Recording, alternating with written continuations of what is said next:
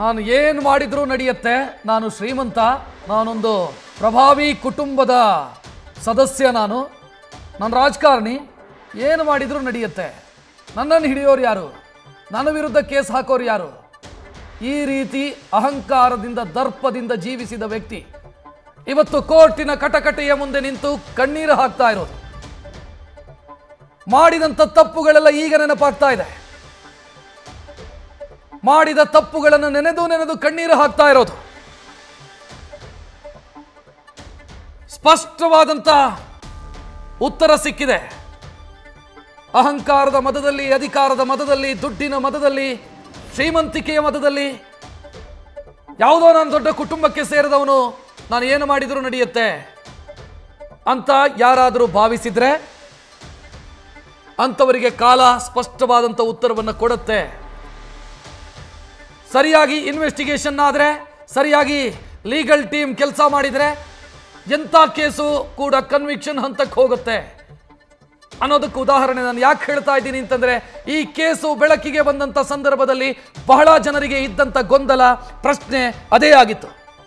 ಏನಾಗತ್ತೆ ಮಹಾ ಈ ಕೇಸಲ್ಲಿ ಅನ್ನೋ ಪ್ರಶ್ನೆಗಳನ್ನು ಬಹಳ ಜನ ಕೇಳಿದರು. ಆ ವಿಡಿಯೋ ಇದೆ, ವಿಡಿಯೋ ನಂದಲ್ಲ ಅಂತ ಹೇಳಿದ್ರೆ ಮುಗೀತು, ವಿಡಿಯೋ ನಂದಲ್ಲ ಅಂತ ಹೇಳಿದ್ರೆ ಆಯಿತು, ಅದೇನೋ ಮಾಪ್ಡು, ಅದೇನೋ ತಿರುಚಿದ್ದು, ಈ ರೀತಿ ಹೇಳಿದರೆ ಮುಗೀತು ಅಂತೆಲ್ಲ ಬಹಳ ಜನ ಕಾನೂನು ಪಂಡಿತರು ಹುಟ್ಕೊಂಡಿದ್ರು ಆ ಸಂದರ್ಭದಲ್ಲಿ. ಆದರೆ ಸಮರ್ಪಕವಾದಂಥ ಇನ್ವೆಸ್ಟಿಗೇಷನ್ನು ಕನ್ವಿಕ್ಷನ್ ಹಂತಕ್ಕೆ ಕೊಂಡೊಯ್ಯುತ್ತೆ ಇಂಥ ಕೇಸುಗಳನ್ನೂ ಕೂಡ ಅನ್ನೋದಕ್ಕೆ ಸ್ಪಷ್ಟ ಉದಾಹರಣೆಯಾಗಿ ಈ ಕೇಸ್ ನಿಲ್ತಾ ಇದೆ. ಮನೆ ಕೆಲಸದ ಆಕೆಯ ಮೇಲೆ ಅತ್ಯಾಚಾರ ಎಸಗಿ ಎಷ್ಟೋ ದಿನಗಳ ನಂತರ ಆ ವಿಚಾರ ಬೆಳಕಿಗೆ ಬಂದಿದೆ, ಅಂದರೆ ವರ್ಷಗಳ ನಂತರ ಬೆಳಕಿಗೆ ಬಂದಂಥ ಕೇಸ್ ಅದು. ಅಂತ ಸಂದರ್ಭದಲ್ಲಿ ಸಾಕ್ಷ್ಯ ಸಂಗ್ರಹ ಬಹಳ ದೊಡ್ಡ ಸವಾಲು. ಹಾಸನದ ಮನೆಯಲ್ಲಿ ಅತ್ಯಾಚಾರ ಆಯಿತು, ಬಸವನಗುಡಿ ಮನೆಯಲ್ಲಿ ಅತ್ಯಾಚಾರ ಆಯಿತು ಅಂತ ದೂರಿತ್ತು. ದೂರಿದ್ದ ತಕ್ಷಣ ಕೇಸು ಕೋರ್ಟಲ್ಲಿ ನಿಲ್ಲಬೇಕು ಅಂತಿಲ್ಲ, ಕನ್ವಿಕ್ಷನ್ ಹಂತಕ್ಕೆ ಹೋಗಬೇಕು ಅಂತಿಲ್ಲ. ಆರೋಪ ಯಾರ ಮೇಲೆ ಬೇಕಾದರೂ ಮಾಡಬಹುದು. ಕೋರ್ಟಲ್ಲಿ ಮಾತನಾಡೋದು ಸಾಕ್ಷ್ಯಗಳು ಮಾತ್ರ. ಬಟ್ ಈ ಕೇಸಲ್ಲಿ ಸಾಕ್ಷ್ಯಗಳು ಮಾತನಾಡಿದೆ. ಸಾಕ್ಷ್ಯಗಳು ಮಾತನಾಡಿದ ಪರಿಣಾಮವೇ ಇವತ್ತು ಪ್ರಜ್ವಲ್ ರೇವಣ್ಣ ಜೀವಿತಾವಧಿ ಜೈಲು ಶಿಕ್ಷೆಗೆ ಗುರಿಯಾಗಿರೋದು. ಮುಂದೆ ಹೈಯರ್ ಕೋರ್ಟಲ್ಲಿ ಏನಾಗುತ್ತೆ ಅನ್ನೋದು ಆ ನಂತರದ ವಿಚಾರ. ಬಟ್ ಈ ಹಂತಕ್ಕೆ ಪ್ರಜ್ವಲ್ ರೇವಣ್ಣನಿಗೆ ಕಲಿಸಬೇಕಾದಂಥ ಪಾಠವನ್ನ ನಮ್ಮ ವ್ಯವಸ್ಥೆ ಮಾಡಿದೆ ಅನ್ನೋದು ಗಮನಿಸಬೇಕಾದಂಥ ವಿಚಾರ. ಎಲ್ಲೋ ಫಾರಿನಲ್ಲಿ ಕೂತು ಅಡಗಿ ಕೂತು ನಿರೀಕ್ಷಣಾ ಜಾಮೀನಿಗೆ ಅರ್ಜಿ ಸಲ್ಲಿಸಿ, ನಿರೀಕ್ಷಣಾ ಜಾಮೀನು ಸಿಗತ್ತೆ, ಮನೆಯಲ್ಲಿ ಕೂತ್ಕೊಂಡು ಆ ನಂತರ ನಾನು ವಿಚಾರಣೆಗೆ ಹಾಜರಾಗ್ತಿದ್ರೆ ಸಾಕು ಅಂತ ಅನ್ಕೊಂಡಿದ್ದ ಈ ವ್ಯಕ್ತಿ, ಅಂದ್ರೆ ನಾನು ಶ್ರೀಮಂತ, ಬೇಕಾದಷ್ಟು ದುಡ್ಡಿದೆ, ಫ್ಯಾಮಿಲಿ ಬ್ಯಾಕ್ಗ್ರೌಂಡ್ ಗಟ್ಟಿ ಇದೆ ಅಂತ ಈ ವ್ಯಕ್ತಿ ಅನ್ಕೊಂಡಿದ್ದ.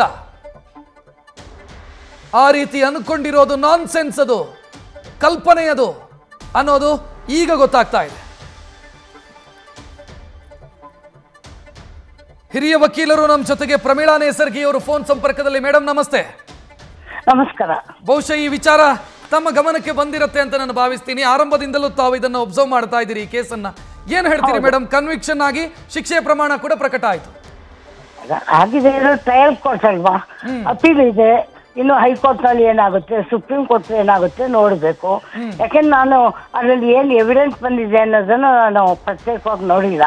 ಅದೇ ಒಂದಂತೂ ನಿಜ, ಯಾವುದೋ ಹೆಣ್ಣು ಮಗಳು ಕೆಲಸ ಮಾಡ್ತಿದ್ದವಳು ತಕ್ಷಣ ಕಂಪ್ಲೇಂಟ್ ಕೊಟ್ಟಿಲ್ಲ. ಯಾತು ಕೊಟ್ಟಿಲ್ಲ ಅದು ಗೊತ್ತಿಲ್ಲ, ಅದೇನಾದ್ರು ಹಾಕೊಳ್ಳಿ. ಅದೇ ಯಾವುದೇ ಅದು ಎಷ್ಟೋ ಅವನು ಸುಮಾರು ಸಾರಿ ಅವಳ ಮೇಲೆ ಅತ್ಯಾಚಾರ ಮಾಡಿದೆ ಅಂತ ಈಗ ನಾನು ಓದ್ತಾ ಇದ್ದೀನಿ. ನಾನು ಅದರಲ್ಲಿ ಟಿವಿನಲ್ಲಿ ನೋಡ್ತಾ ಇದ್ದೀನಿ. ಅದ್ರ ಬಗ್ಗೆ ಯಾವುದೇ ವಿಧವಾದಂತ ಎವಿಡೆನ್ಸು ಕಾನೂನು ಪರವಾಗಿ ಎವಿಡೆನ್ಸ್ ಇದೆ ಅಂತ ನನ್ಗನ್ಸಿಲ್ಲ. ಲೀಗಲಿ ಅಕ್ಸೆಪ್ಟಬಲ್ ಎವಿಡೆನ್ಸ್ ಬೇಕು. ನನಗೆ ಇದನ್ನ ಓದಿದಾಗ ಲೀಗಲಿ ಅಕ್ಸೆಪ್ಟಬಲ್ ಎವಿಡೆನ್ಸ್ ಇದೆ ಅಂತ ನನಗೆ ಕಾಣ್ತದೆ. ಮೇಡಮ್ ಜಡ್ಜ್ಮೆಂಟ್ ಓದಿದ್ರಾ ತಾವು? ಅಲ್ಲ, ಓದಿಲ್ಲ, ಈಗ ಓದೋದು ಕೇಳ್ತಾ ಇದ್ದೀನಿ ನಾನು. ಲೀಗಲಿ ಅಕ್ಸೆಪ್ಟಬಲ್ ಅಲ್ಲ, ಫ್ಯಾಕ್ಟ್ಸ್ ಅಲ್ಲ. ಯಾವುದೋ ಕಾಲದಲ್ಲಿ ಅವರು ಪ್ರಜ್ವಲ್ ರೇವಣ್ಣ, ನಾನು ಅವ್ರ ಮೇಲೆ ಕೇಸ್ ಹಾಕಿದ್ದೀನಿ. ಸುಪ್ರೀಂ ಕೋರ್ಟ್ ಇವತ್ತು ಕೂಡ ಪೆಂಡಿಂಗ್ ಇದೆ. ಅದು ಒಂದು ವಿಷಯ ಬೇರೆ. ಆದ್ರೆ ಕಾನೂನಿನ ದೃಷ್ಟಿಯಲ್ಲಿ ನೋಡಿದಾಗ ನನಗೆ ಪ್ರೈಮಾ ಫೇಸಿ ಅದು ಲೀಗಲಿ ಅಕ್ಸೆಪ್ಟಬಲ್ ಎವಿಡೆನ್ಸು ಕೋರ್ಟ್ ಮುಂದೆ ಇದೆ ಅಂತ ನನಗೆ ಅನ್ನಿಸ್ತಾ ಇಲ್ಲ. ಈಗ ಅಪರಾಧಿಗಿರುವಂತಹ ಅವಕಾಶಗಳು ಏನು ಪ್ರಮೀಳಾ ನೇಸರ್ಗಿ ಮೇಡಮ್? ಅಲ್ಲ, ಅಪರಾಧಿ ಈಗ ಅಪೀಲ್ ಹಾಕ್ತಾರೆ. ಅಪೀಲ್ನಲ್ಲಿ ಅದ್ರ ಬಗ್ಗೆ ಎಲ್ಲ ತೀರ್ಮಾನ ಮತ್ತೊಮ್ಮೆ ಇದು ಫಸ್ಟ್ ಅಪೀಲ್ ಆಗ್ತದೆ. ಕ್ರಿಮಿನಲ್ ಅಪೀಲ್ನಲ್ಲಿ ಪ್ರತಿಯೊಂದನ್ನು ಕೂಡ ಅವರು ಓದಿ ತೀರ್ಮಾನಕ್ಕೆ ತಗೊಳ್ತಾರೆ. ಅದರಿಂದ ನನಗೆ ಇನ್ನೂ ಪೂರ್ತಿ ಇದು ಇದೇ ಫೈನಲ್ ಆರ್ಡರ್ ಅಂತ ನನ್ಗೆ ಅನ್ಸಿಲ್ಲ. ಪ್ರಮೀಳಾ ನೇಸರ್ಗಿ ಅವರೇ, ನಾನು ಈಗ ತಾನೇ ಹೇಳ್ತಾ ಇದ್ದೆ, ಈ ಕೇಸು ಬೆಳಕಿಗೆ ಬಂದಾಗ ಬಹಳ ಜನ ಹೇಳಿದ್ದು ಈ ಕೇಸ್ ನಿಲ್ಲಲ್ಲ ಅಂತ. ಬಟ್ ಕನ್ವಿಕ್ಷನ್ ಹಂತಕ್ಕೆ ಹೋಯ್ತು, ಕನ್ವಿಕ್ಷನ್ ಆಯ್ತು. ಅದಕ್ಕೆ ನಾನು ಹೇಳ್ತಾ ಇರೋದು, ನನ್ನ ದೃಷ್ಟಿಯಲ್ಲೂ ಕೂಡ ಇದು ಕನ್ವಿಕ್ಷನ್ ಆಗ್ತಕ್ಕಂತ ಕೇಸ್ ಅಲ್ಲ ಇದು ನನ್ನ ಪ್ರಕಾರ. ಯಾಕೆ ಅಂತ ಹೇಳ್ಬೋದಾ ಮೇಡಮ್? ಅಲ್ಲ, subject records and evidence court ಮೇಲೆ ಏನ್ ಎವಿಡೆನ್ಸ್ ಕೊಟ್ಟಿದ್ದಾರೆ ಅದು ನನಗೆ ಗೊತ್ತಿಲ್ಲ. ಆದರೆ ಮೇಲ್ ನೋಟಕ್ಕೆ ನನಗೆ ಇದು ನಿಜವಾಗಿ ಆಗ್ತಕ್ಕಂಥದ್ದಲ್ಲ. ನಾನು ಯಾಕೆ ಈ ವಿಷಯ ಹೇಳ್ತೀನಿ ಅಂತ ಹೇಳಿದ್ರೆ, ನಾನು ನಿಮಗೆ ಈಗ ನಾವು ಪ್ರತಿಯೊಬ್ಬರು ಮನೆಯಲ್ಲೂ ಕೂಡ ಒಬ್ಬ ಮಹಿಳಾ ಕೆಲಸದವ್ರು ಇರ್ತಾರೆ. ಯಾವುದೋ ಕಾರಣಕ್ಕೆ ಜಗಳ ಆಗಿ ಹೋಗಿರ್ತಾರೆ. 5 ವರ್ಷ ಆದ್ಮೇಲೆ ಆ ಮನೆ ಯಜಮಾನ ನನ್ನ ಮೇಲೆ ಅತ್ಯಾಚಾರ ಮಾಡಿದ್ದ ಅಂತ ಕೇಸ್ ಕೊಟ್ಟು ಸತತವಾಗಿ ಮಾಡ್ತಾ ಇದ್ದ ಅಂತ ಕೊಟ್ರೆ, no fiction will be safe in this country. But ಇದರಲ್ಲಿ ವಿಡಿಯೋ ಪ್ರೂಫ್ ಇತ್ತಲ್ವಾ ಪ್ರಮೀಳಾ ನೇಸರ್ಗಿ ಅವರೇ? ಅಲ್ಲ, video who has recorded the video? Prajwal himself is recorded. ನಾನು ಹೇಳೋದ್ ಕೇಳಿ, ಆ ವಿಡಿಯೋ ಅಥೆಂಟಿಸಿಟಿ ಬೇಕಲ್ಲ.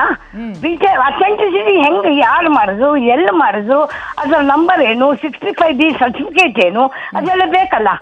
ಇದು ಎಲೆಕ್ಷನ್ ಸಂದರ್ಭದಲ್ಲಿ ಆ ವಿಡಿಯೋಗಳು ಎಲ್ಲ ಕಡೆ ಹಾರಾಡಿದ್ದು ನಾನು ಕೂಡ ನೋಡಿದ್ದೀನಿ. ಅದನ್ನೇ ನಾನು ಕೂಡ ಕೋರ್ಟ್ ನಲ್ಲಿ ಉಪಯೋಗಿಸ್ಕೊಂಡಿದ್ದೀನಿ, ಇಲ್ಲ ಅಂತ ಹೇಳ್ತಿಲ್ಲ. ಆದ್ರೆ ನಾನು ಆಸ್ ಅನ್ ಅಡ್ವೊಕೇಟ್ ನಾನು ಹೇಳ್ತಿರ್ತಕ್ಕಂಥದ್ದು, ಇದು ಮನುಷ್ಯನ ಪರವಾಗಿ ಅಥವಾ ಪ್ರಜ್ವಲ್ ರೇವಣ್ಣ ಅವ್ರು ಮಾಡಿದ್ದಾರೋ ಇಲ್ವೋ, ಆ ಕೃತ್ಯ ನಡೆದಿದೆಯೋ ಇಲ್ವೋ ನಂಗೆ ಅಂತಲ್ಲ. ನನಗೆ ಏನು ಇದು ಅಂದ್ರೆ, ಒಬ್ಬ ಹೆಣ್ಮಗಳು ಒಂದು ವೇಳೆ ಅವಳ ಮೇಲೆ ಅತ್ಯಾಚಾರ ಯಾರೋ ಒಬ್ಬ ಮಾಡ್ದ ಅಂತ ಇಟ್ಕೊಳ್ಳಿ, ಅದೇ ಮನೆಗೆ ಮತ್ತೆ ಹೋಗ್ತಾಳ? ಹೆದರಿಕೆ ಇರಲ್ವ ಅವಳಿಗೆ? ಅವನು ಅತ್ಯಾಚಾರ ಮಾಡ್ತಾನೆ ಅಲ್ಲಿ ಹೋಗ್ಬಾರ್ದು ಅನ್ಸಲ್ವಾ? ಯಾವ್ದಾದ್ರು ಮಹಿಳೆ ಸತತವಾಗಿ ಅವನು ಅತ್ಯಾಚಾರ ಮಾಡ್ತಾನೆ ಇರ್ತಾನೆ, ಈ ಹೋಗ್ತಾನೆ ಇರ್ತಿಂತ ಹೇಳಕ್ಕಾಗತ್ತಾ? ಪ್ರೈಮಾ ಫೇಸಿ ನಾನು ಹೇಳ್ತಿರ್ತಕ್ಕಂಥದ್ದು, ಯಾವ ಹೆಣ್ಮಕ್ಳು ಕೂಡ ಯಾರೋ ಒಬ್ಬ ಅತ್ಯಾಚಾರ ಮಾಡಕ್ ಬರ್ತಾನೆ, ಪ್ರಯತ್ನ ಪಡ್ತಾನೆ ಇದ್ದಾಗ ದೂರ ಇರ್ತಾಳೆ, ದುಷ್ಟ ಸಂಘ ದೂರ ಇರೋಂತ ದೂರ ಇರ್ತಾಳೆ. ಅವ್ರು ಏನೋ ಹೇಳಿದ್ದಾರೆ, ಹೆದರ್ಸ್ಬಿಡ್ತಾನೆ, ಅವನು ವಿಡಿಯೋ ಪಬ್ಲಿಷ್ ಮಾಡ್ಬಿಡ್ತಾನೆ, ಆ ಹೆದರಿಕೆಯಿಂದ ಹೋದ್ರು ಅಂತ. ಆ ಹೆದರಿಕೆಯಿಂದ ಪೊಲೀಸ್ ಇತ್ತಲ್ಲ, ಕಂಪ್ಲೇಂಟ್ ಕೊಡ್ಬೋದಾಗಿತ್ತಲ್ವಾ? ಯಾರು ಪ್ರಪಂಚದಲ್ಲಿ ಇಲ್ವಾ? ಹಿರಿಯರು ಇಲ್ವಾ? ಸಮಾಜ ಇಲ್ವಾ? ಕೋರ್ಟ್ ಇಲ್ವಾ? ಕೋರ್ಟ್ ಮೇಲೆ ಬರ್ಬೋದಾಗಿತ್ತು, ಯಾರಿಗಾದ್ರು ಕಂಪ್ಲೇಂಟ್ ಕೊಡಬಹುದಾಗಿತ್ತು. ಯಾವುದೂ ಕೊಡದೆ ಅದನ್ನ ನೋಡಕ್ಕೆ ಸ್ವಲ್ಪ ಟೂ ನಿಜ ಅನ್ಸೋದಿಲ್ಲ ನನಗೆ. ಥ್ಯಾಂಕ್ ಯು ಪ್ರಮೀಳಾ ನೇಸರ್ಗಿ ಅವರೇ, ನ್ಯೂಸ್ ಫಸ್ಟ್ ಜೊತೆಗೆ ಮಾತನಾಡಿದ್ದಕ್ಕೆ. ನ್ಯೂಸ್ ಫಸ್ಟ್ ನಿರ್ಭೀತಿಯಿಂದ ನಿಮ್ಮ ಪರವಾಗಿ.